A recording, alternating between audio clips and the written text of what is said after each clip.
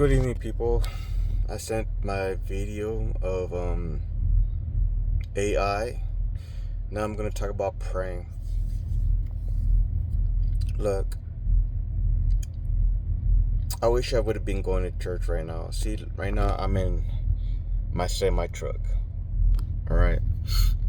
It would have been great having a church to go to, having people that you start to learn, or starting to get to know as you're moving forward with your faith in the church. But unfortunately, like I said, I'm in the truck. One of the things that hinders me a lot is that not just being a believer, a trucker, but an evangelist is prayer. Do I struggle praying? Yes, I do. That's not the reason I'm here to tell you about. Look, I wish I could have people praying for me. I wish I can open up. But the reality of the truth is that, you can't open up with people right here. No, because we're not on the same page at all. I'm kind of regretting sharing my faith at work, which is a policy that we shouldn't do, and there's a good reason why. Those few bad experiences is one too many, and could get me in hot water. One is prayer. Prayer, not just in work, just anywhere. Like, for example, when Mormons, they gonna, when they try to aim for to get you hooked towards their religion, is prayer. They're gonna get you to pray something and say that something along the line that if the church is actually the right church, or some mumbo jumbo like that. And I think I got prayed over, something like that, because I witnessed to a truck driver who was a Mormon, and I told him his religion is false and it has nothing to do with God. It's made up, and he gave me the mumbo jumbo about they're not an upgrade to the Bible, which is a lie, and everything that he said was a lie, because it's like Mormonism is like Islam, the same thing. It's an upgrade to the Bible, yes. But the thing is, what he wanted to do in the end, he wanted to pray for me, right? He wanted to pray for me. And I remember that prayer, not word by word, that they do to get you hooked in, to get you they want to hack into you by prayer to get to your mind, so you would be convicted. But what they believe is it contradicts the word of God. It does. And the thing is, to relieve that contradiction, they're gonna convict you of your disbelief in Mormonism through prayer. And that's the thing.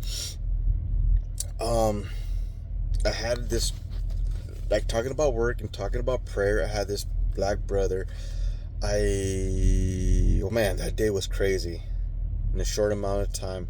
Well, what happened is that with this other black brother, I gave him a gospel track, and suddenly he busts an uno on me, like an uno, a reverse, and he prays over me, and he tells me that I have to go to church. I was like, what? Like, what the hell? And then, what you do, you open it up to somebody, and people like this, I'm not saying to just, well, actually, has it happened? Well, that's the first time it happened. I'm not gonna know that's the second time it happened, because it happened with another person who was.